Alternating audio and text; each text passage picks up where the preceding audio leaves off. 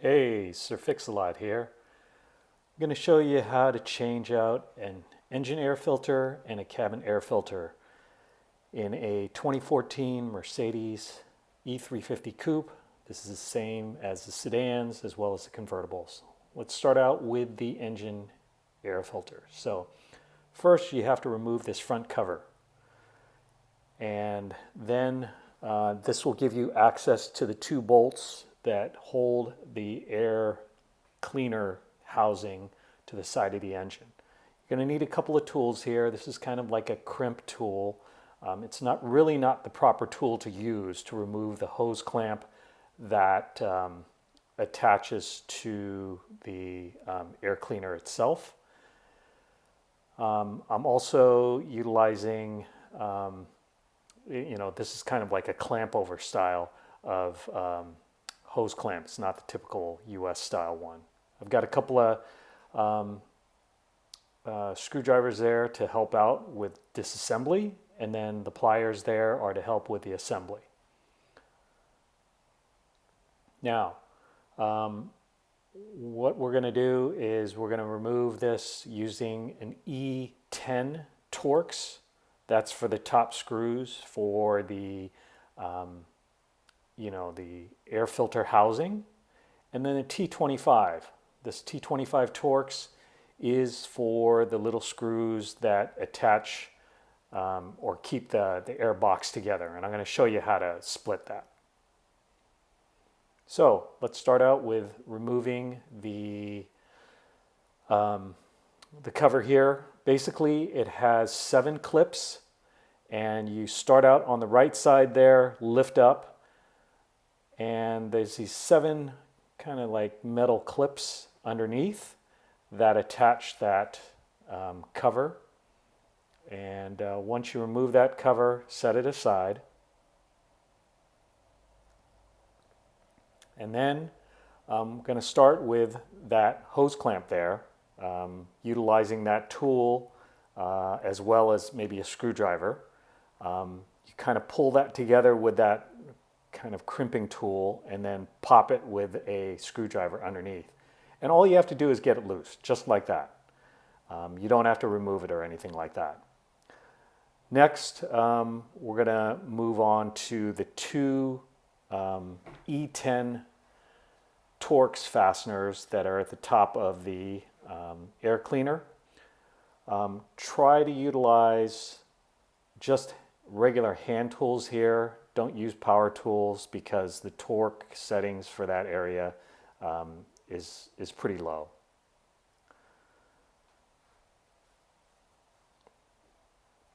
One other thing you're going to have to do is remove a sensor clip right here, and because that's attached to the snorkel itself.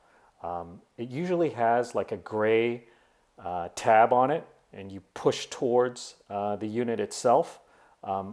This was missing that gray tab, so I just kind of used a screwdriver and pushed it off, and it'll disconnect. So this will give you a little bit better view of the airbox itself. Again, use hand tools. That's 3/8 inch drive right there. The smaller one is a 1/4 inch drive.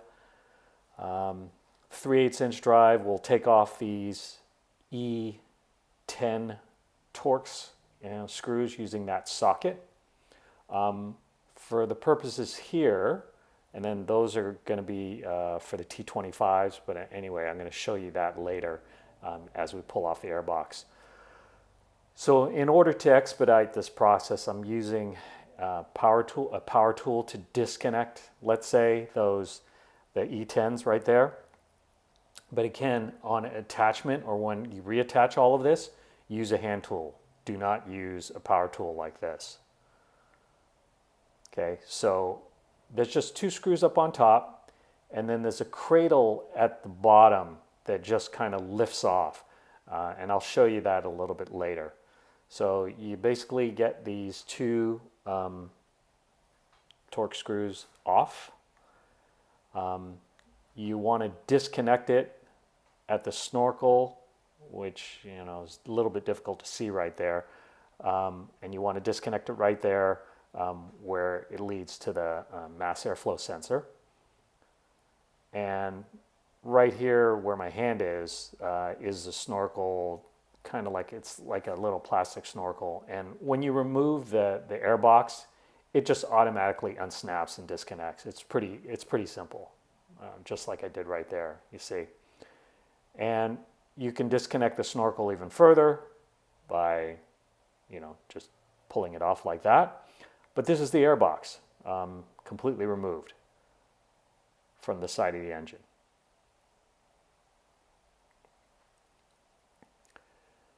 Next, this is the air box itself, and you can kind of see the rubber, those round rubber kind of cradle bars at the bottom. They're surrounded by rubber, and that's basically what supports it from underneath. There's a couple of cradles that basically come out from the side of the engine, and then it mounts like that. And then those are the two top E10 screws that you use in order to attach it. It's pretty well designed. It has kind of a hinge mechanism at the bottom, and then once you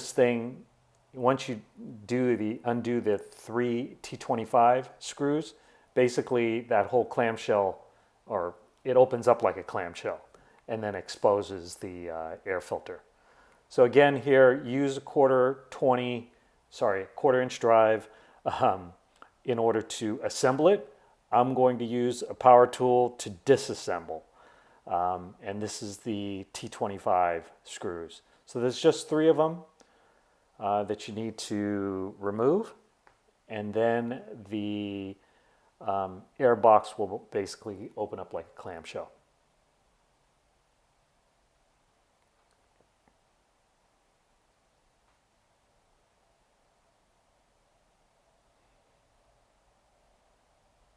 You just have to make sure that all the screws are completely released, and then it should open up relatively easily.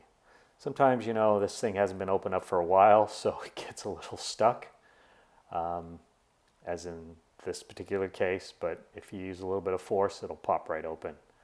So again, there's kind of like a hinge mechanism at the base. You open it up. This is a Hengst brand air filter as a replacement. I know the filter looks pretty clean, but this is the top side of the air filter. The bottom side does not look very great, does not look very good. So what you have to do is you have to just kind of pull that out of there. It's easiest to use a flat-bladed screwdriver to kind of help you, let's say, lift it up. Once you get it lifted up, it'll peel right out. So you kind of see me struggling here a little bit in getting it opened up. I use a screwdriver to get one edge up, and then you just pop it out. You can see the backside's pretty dirty. And there's debris down there. You have to clean this all out before you put it back together again. Make sure there's no debris in the snorkel area either. So vacuum clean it out, and there's a couple of like dimples here that meet the interface of the air filter. So just make sure that those sit within those dimples or those standoffs. Kind of press it all down, make sure that it fits nicely, and then just assemble it back together again in reverse. So again, like a clamshell, closes up. There's 3 T25 Torx screws that you reattach here. Again, use the quarter drive ratchet, and the torque on this is like 1 foot-pound. It's nothing. Here you can see the cradles, the 2 cradles that the base of the air box kind of sit on. So make sure you just aim for those when you drop it back in. There's kind of the other snorkel piece that you want to snap back in all at the same time. So once you snap that back on, you can drop the whole unit back in and it'll just go in reverse.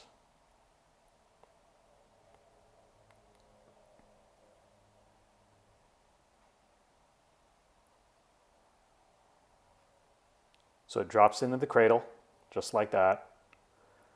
And then you attach the mass airflow sensor elbow, let's say, right there. Make sure that the front snorkel is connected. And then put in the E10 screws back into those two spots.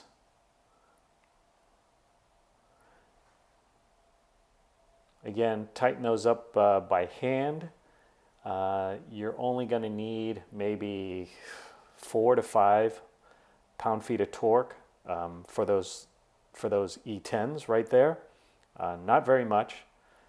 And once you have that completed, make sure that you have the hose clamp band completely done, as well as that sensor clip pushed in. Again, that hose clamp band, I used a pair of pliers to basically get that set, and then put your cover back on, and you should be set. Now, part 2, moving on to the cabin air filter. This is a photo of the cabin air filter from Bosch. It is, and then that's the Hengst engine air filter box that I showed it to you a little bit earlier, but anyway, there it is again. It's best to buy, quality ones from either MAN, Bosch, or the OEM one. And here, there's just 3 screws utilizing a T20 Torx. So I showed you a 1/4-inch drive bit, as well as a tool made by Klein. First things first, you have to remove the floor mat, get that out of the way. And then there's a panel underneath with the T20 screws. There's just 3 of them. I have the panel down already at this point. There is, on the left side, there's a connector for a sensor, and on the right side there's a connector for a footlight.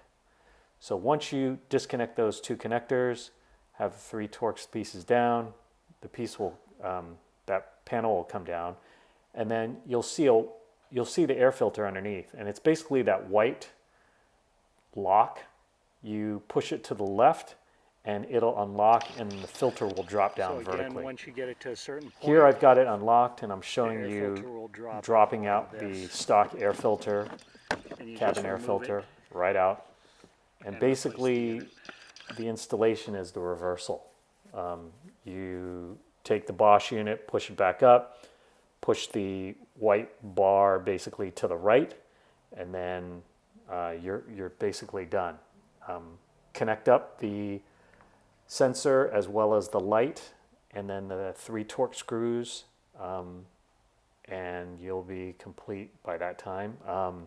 Drop back in your carpet, and you're good to go.